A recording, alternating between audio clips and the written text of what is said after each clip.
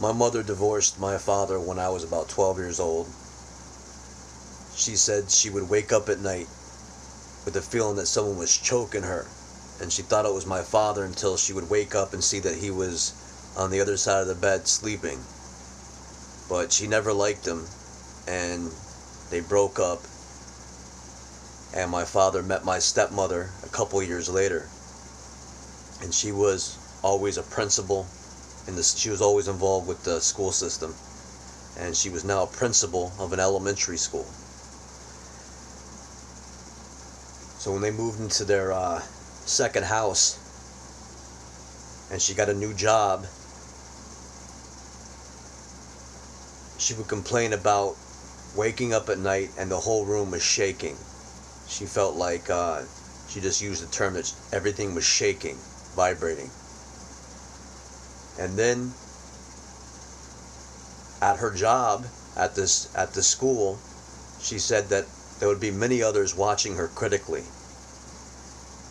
When she said this to my father, he brought her over to a psychiatrist who put her on meds and said if the meds weren't enough, that she could be hospitalized somewhere.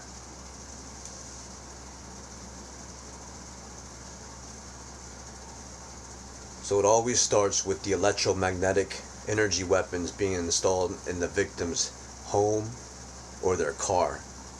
And they will notice a vibrating sensation, almost as if it's a low frequency sound wave, like a bass woofer. I was the target of harassment. Basically, to give you a few examples, I was driving home from work. My wife and I have our own small construction company, and a dude on a motorcycle was holding on to the back of the truck. So I leaned out the window and I told him to stop. He said that you could get run over that way. I said, I didn't even see you.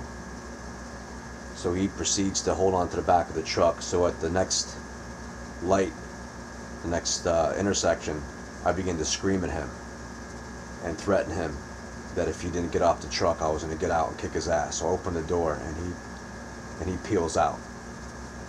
So I'm driving closer to my house, and the gentleman reappears on his motorcycle, and I'm not going to drive this individual back to my neighborhood.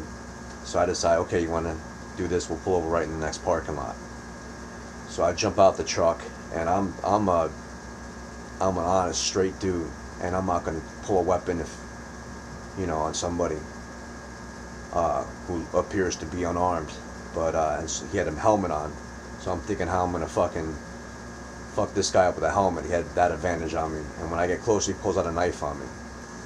So I break into a run, and I run back, and I jump into the back of the truck, and I'm about to pick up a wheelbarrow, and it's a heavy metal wheelbarrow that I use to mix concrete. So I'm about to pick it up and drop it on his head, and he sees what I'm about to do, and he hesitates. So I grab a hammer, because he starts to run, and I chase him to his bike with a hammer, and he leaves, he jets. Another situation was, and right before I got locked up, I was working my night job at a neighborhood convenience store, and it was going on about 11 o'clock at night. We're about to close up, and two, I think, males enter with motorcycle helmets, and one was armed and points the gun at me, and I was standing kind of off to the side holding, getting ready to mop the floor. And they ignored the cash register, and my boss, Abdul, who was working behind the cash register, they ignore him. They're pointing the gun at me, telling me to get down. So I tell them I don't get down for shit, so they shoot off a round, and it goes into the wall over my shoulder. So then they start saying shuffle to the cash register. I say no, I ain't gonna shuffle. And I don't cooperate. I continue not to cooperate. So Abdul thinks that the gun isn't loaded because I'm talking shit and I'm not cooperating with them. So he starts throwing shit at him. He threw a display case that had like marijuana pipes in it. He like picked up this display case and hucked it at him, and he was just throwing random shit at him.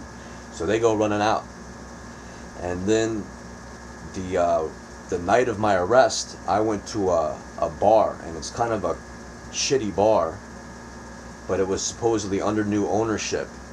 And my friend recommended that I go over there because he started hanging out in the area and he did some work over there. He's like, yeah, they're nice people.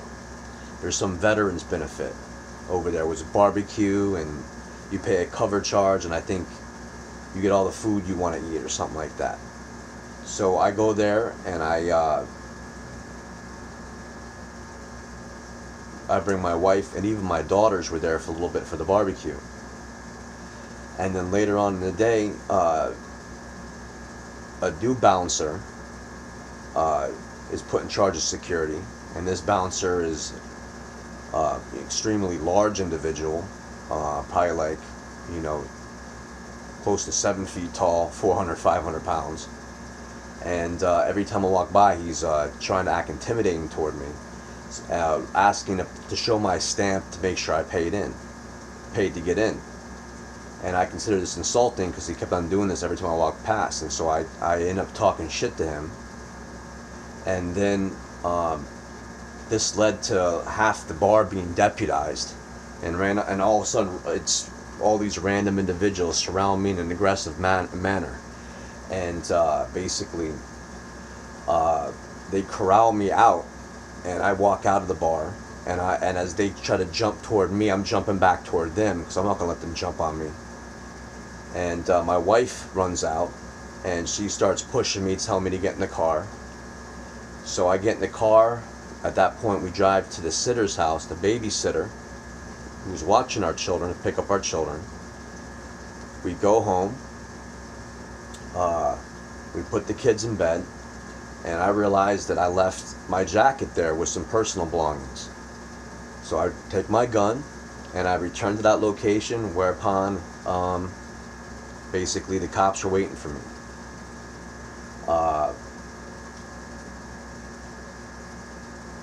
I didn't want to get into a shootout with the cops. That's the last thing I want to do. So I surrendered with the cops, but then I decided to kind of wrestle with one of them. One of them, I wanted to see how strong they were. So I started putting up a kind of fight when they went to handcuff me. And the rest jumped on me. And then I just continued to scream and yell at them for the whole ride to the police station, where they had to fucking call the Terminator in on me. And he came in and he punched me in the head a bunch of times, and they put me in a cell where I continued to scream at them. And then I was put into jail for 4 months. So I was let out basically with this dare. It's like they triple dog dared me to try to stay out of trouble with the whole fucking military industrial complex after me for the next 3 years. And if I could go without so much as getting a jaywalking fucking ticket, I could get out. But if I get so much as one arrest, I got to go to do 3 years. So I wanted to get out of prison because I was under the impression, I knew at that time that there was going to be an attack in May. I know we stopped this attack from happening, but I needed to be out of prison, and so that was their fucking move. So I made this arrangement, and for quite a while it's kind of been difficult to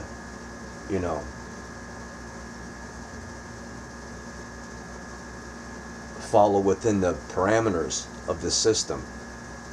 They are constantly harassing me and going out of their way to get me to slip up in public because their little serial killer cult don't intimidate me. All their little godfathers and their enforcers and all the mean guys don't intimidate me.